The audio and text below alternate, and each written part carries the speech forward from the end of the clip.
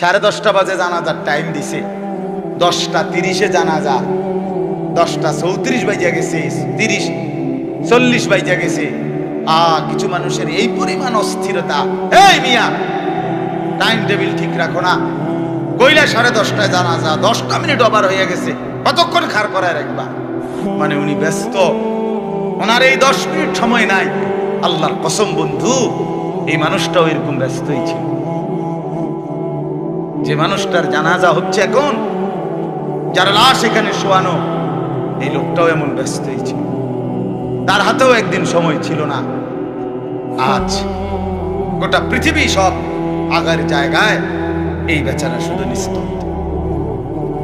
চোখের সামনের জলজ্জান্ত মানুষটা স্তব্ধ, আর হাত নড়ে না, পাও নড়ে না, আর চোখ নড়ে না, জিহ্বা নড়ে।